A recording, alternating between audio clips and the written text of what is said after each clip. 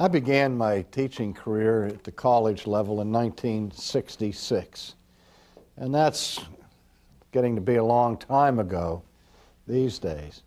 And you know, over the years, over the decades, living through the decade of the 60s and the Cultural Revolution and then through the 70s and so on, I saw gradual changes in the students that came into the classroom coming out of high school into college. And then as I began to teach seminary, I could also discern the difference in the assumptions that students had when they came out of the colleges and into seminary. A few years ago, Alan Bloom wrote a book that surprised everybody when it became a runaway bestseller entitled The Closing of the American Mind, in which Professor Bloom said in the very first page of this book that 95% of high school graduates who enter the freshman class of universities and colleges today come to college already assuming a philosophy of relativism.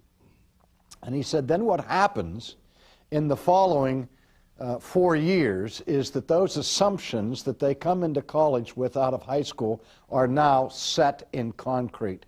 Because he said the academic community in modern America has a mind that is closed to objective truth. The truth is now perceived as being subjective, as a matter of preference. Now, that's bad news in one sense, and yet on the other hand, I say repeatedly that you might find 95% of people saying that they're relativists, but nobody is a relativist for more than 24 hours because you can't survive in this world really as a consistent relativist for more than 24 hours because you can't drive your car to an intersection and see a truck coming and say it's all relative, and I subjectively choose to believe that there's no truck coming down the highway, and so I pull in front of that subjective illusion of mine, and I am annihilated. And so people assume, even when they deny it, a certain rational framework for the world in which they live. In fact, that assumption of an objectively rational framework for reality is an assumption that is necessary for any science to take place. Now, it was Aristotle who, in his philosophical inquiry centuries ago, developed theories of physics, of chemistry, of drama, of ethics, of biology, and he was prodigious in the scope of his learning. But in addition to the development of these sciences that he individuated, he also developed what is called now, since his work, Aristotelian logic. Now, when Aristotle developed his theories of logic, he made the statement that logic is what he called the organon of all science. That is, logic itself is not a science, but rather logic is an instrument that is a necessary tool for all science. That is, what Aristotle said was that logic is a necessary condition for meaningful communication. If I say, for example, that this piece of chalk is not a piece of chalk, I cannot communicate anything intelligible to you when I make such a statement. My favorite illustration of this took place when I was teaching in Philadelphia several decades ago, and I had a senior class in philosophy there and apologetics. And I said on one occasion, I did this very illustration. I picked up a piece of chalk, and we were studying the philosophy of Immanuel Kant and Kant's analysis of different kinds of statements, a posteriori judgments, and so on. And I said, okay, I've given you various kinds of analytical statements. Now, what kind of a statement is this? And I held up the piece of chalk, and I said, this piece of chalk is not a piece of chalk. Now, I was very careful to speak in hushed terms and to furrow my brow so that my statement would sound, philosophically profound. This piece of chalk is not a piece of chalk. And I had the dean of our institution sitting in the class that day, and so I asked for students, what does that mean? And the fellow who was the valedictorian of the class, he put his hand up and he said, what you're saying is that that particular piece of chalk in your hand does not fully participate in the universal essence of chalkness.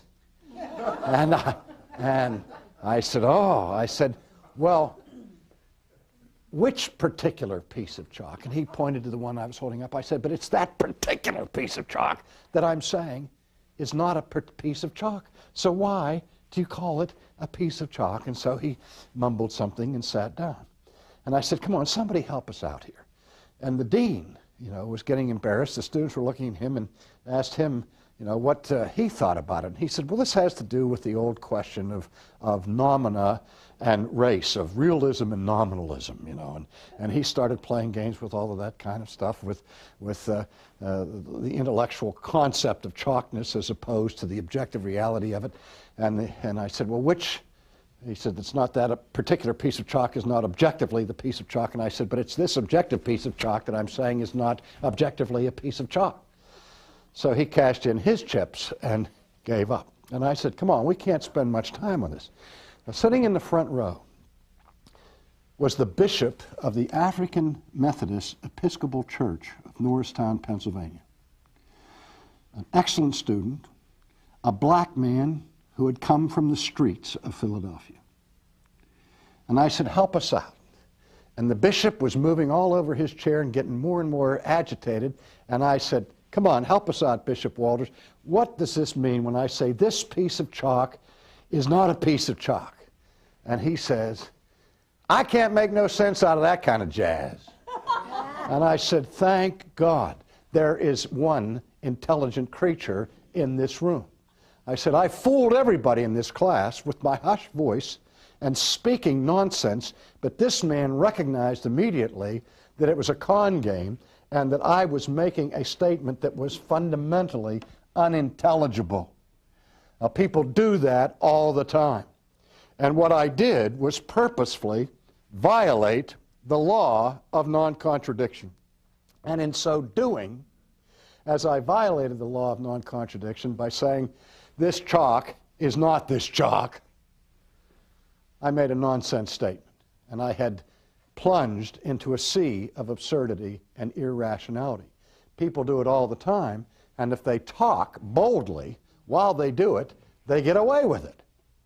And yet you see this in a million fronts, and as we continue our course here on apologetics, I will try to show you time and time again how this law of non-contradiction and the principles of logic are violated in attempts to undermine Christian theism.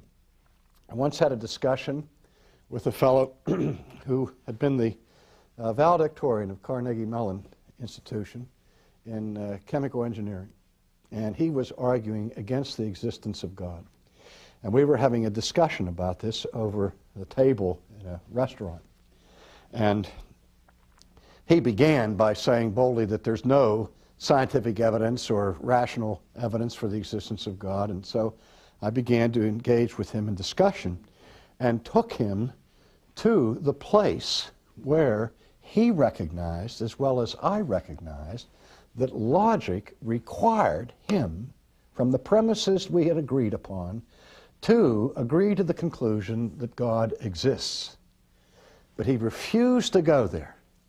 And I said, how can you resist that conclusion? And he said to me, I grant that the argument is compelling and that logic demands that I must affirm the existence of God, but I don't believe in logic.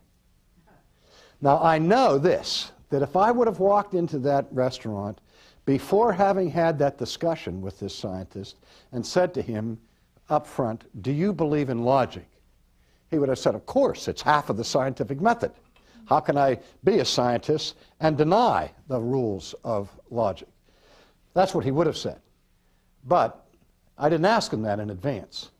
But as we were in the midst of this argument and he saw that logic required for him to affirm something he didn't want to affirm, he retreated to the position of denying the validity of logic. And I said, fine. So you don't believe in the law of non-contradiction? He said, no. I said, good. So I stopped right then and there. Didn't say another word. And he continued to probe. He continued to talk to me, and I ignored him. I just sat there and ate my dinner.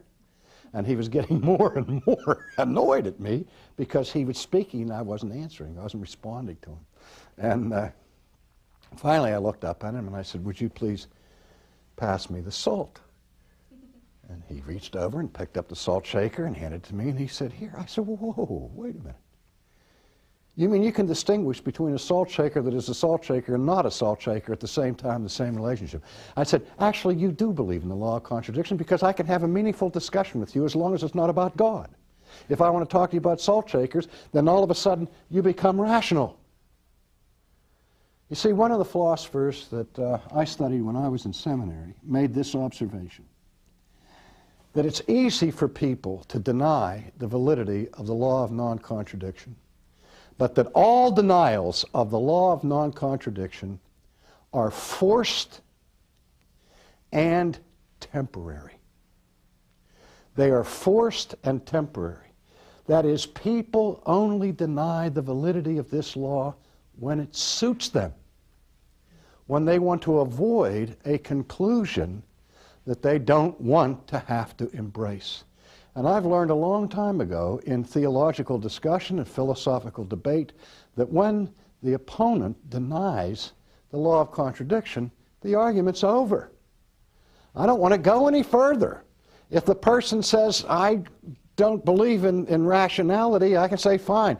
At least you are saying that your alternative to Christian theism is, by your broadcast, manifestly irrational. And that's all we're trying to show in apologetics, that if you're going to be rational, if you're going to be reasonable, then you have to affirm the existence of God.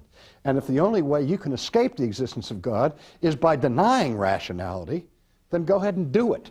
That's what we're trying to demonstrate in the first instance.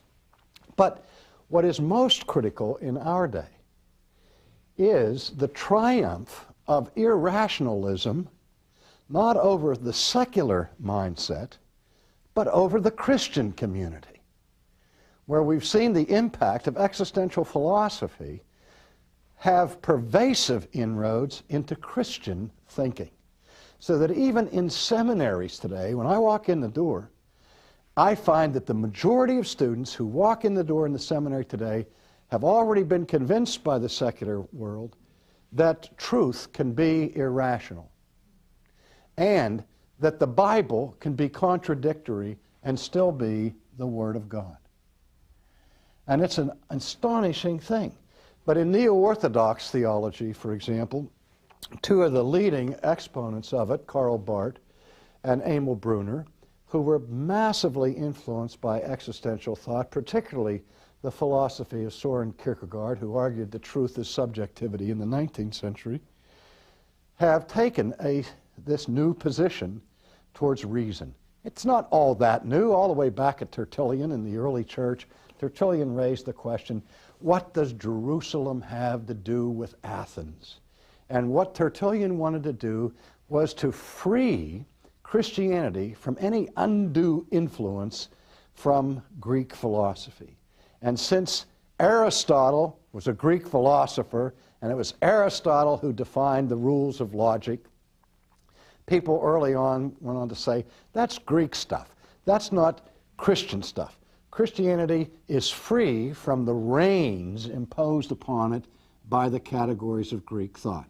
But I remind people that Aristotle did not invent logic any more than Columbus invented America.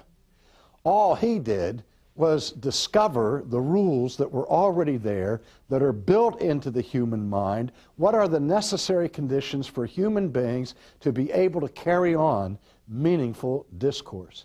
He discovered and defined principles of reasoning that are built into your humanity by your Creator, by the God who is not the author of confusion, who is not irrational nor absurd. But the God who speaks to us is a God who speaks in a coherent, meaningful, intelligible way.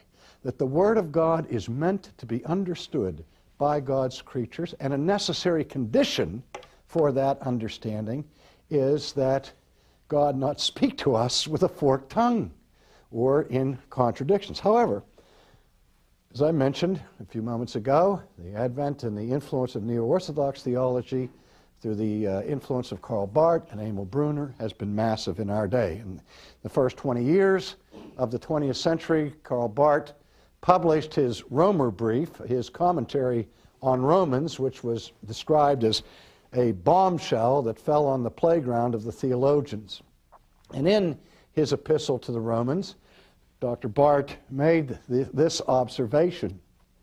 He said, until or unless the Christian is able to affirm both poles of a contradiction, that Christian has not yet gone to maturity.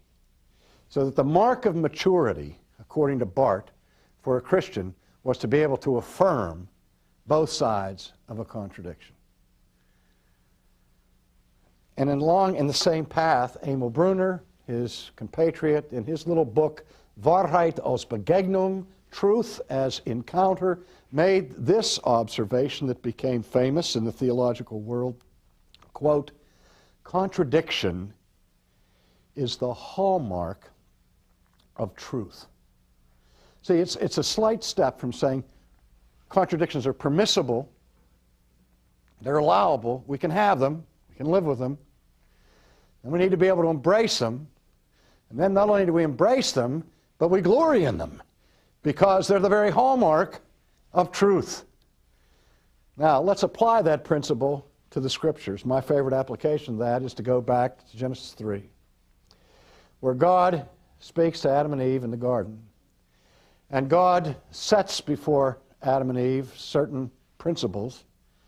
He says, of all the trees of the garden you may freely eat, but one he sets off limits, and he said, if you eat of that tree, you shall surely die.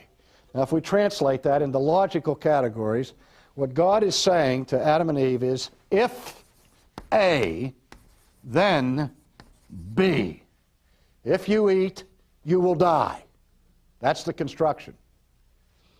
Then the serpent comes along, and after some seductive inquiries to Eve that were somewhat crafty, he proceeds to the heart of the issue and says to Eve, you will not die, but you will become as gods. All right? So what the serpent says to Eve is, if you eat, if A, then non-B. Now, let's assume that Adam and Eve were schooled in Aristotle's university. And Adam looks at that and says, Eve looks at that and said, wait a minute, Mr. Serpent. That's a direct contradiction from what my Creator said a few moments ago. Ha ha! But I learned my theological lesson that the contradiction is the hallmark of truth. And since the one who speaks this contradiction is the serpent, and since the contradiction is the hallmark of truth, the serpent must be an ambassador for the truth, must be a representative from God. And so if that's the case, and if I'm really going to be a mature child of God, able to embrace both poles of a contradiction, not only may I eat from this tree, but what? I must eat from this tree in order to be an obedient, mature Christian.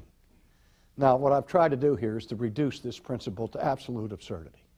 Because if hallmark is the contradiction of truth, as I said earlier, there's no way you can possibly differentiate between truth and falsehood, between truth and the lie, between good and evil, between obedience and disobedience, between godliness and ungodliness, between Christ and the Antichrist. What? You tell me that you can embrace both poles of a contradiction? Are you going to tell me that Christ can be Christ and Antichrist at the same time and in the same relationship?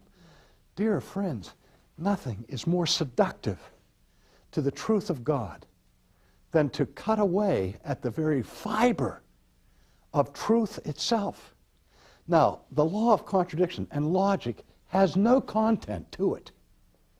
If you embrace logic, you're not embracing any information or content or any premises. All logic does is measure the relationship between premises, between propositions.